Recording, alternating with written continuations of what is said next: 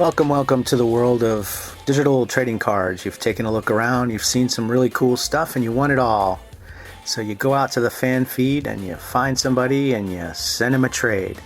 And a couple minutes later, declined. And if you're brand new, a lot of times what you'll see is those beautiful 5 stars you have turn into 2.5 stars.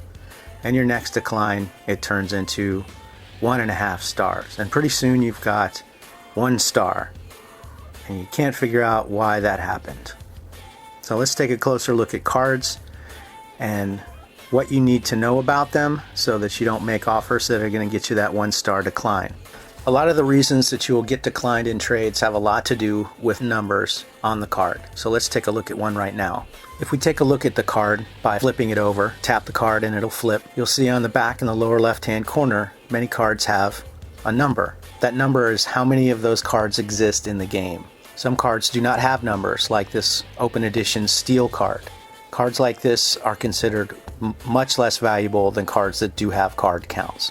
The other important number to consider is how many of these cards you're trying to get from the other person do they have. If they only have 1 and it's part of a set, chances are they're going to decline because they do not want to break their set. Also, what you're offering has a number. If they already have 35 of the card you're trying to offer them for a card that they only have 1 of, 99.9999999% of the time they are going to decline, and that's an important number to consider as well. Now, one way you can avoid this particular pitfall is by the use of filters when building your trade. When you look at the cards you're trying to get from the other person, you can filter by cards I need, so that you're only looking at cards that you do not have. It also shows you the number of copies that they have in their stack. Now when you go to trade cards to them, you can filter by cards that they need and only offer cards that they do not already have in their collection. You can't rely on this 100% because sometimes there's a reason they don't have that in their collection. They may not want that card, but it is useful in terms of offering things that they're more likely to be attracted to because they do not have them. Collectors gotta collect. Now, numbers are not the only important thing. It also has to do with value. Value has something to do with numbers, but it also has to do with an intangible known as desirability. There are certain cards that are more desirable than other cards.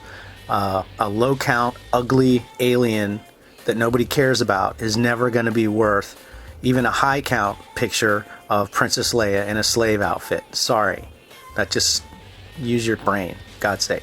If you're not working within any of those parameters that are going to get you an instant decline, the other thing to consider is actual value. There is a way to gauge value between cards, and it's very simple, and it has everything to do with numbers, and it's called eBay. If you take a look at eBay and you look at the card that you're offering, and you search it, completed listings, and see what those go for, then look at the card that you're asking for, completed listings, and see what those go for. Goodbye!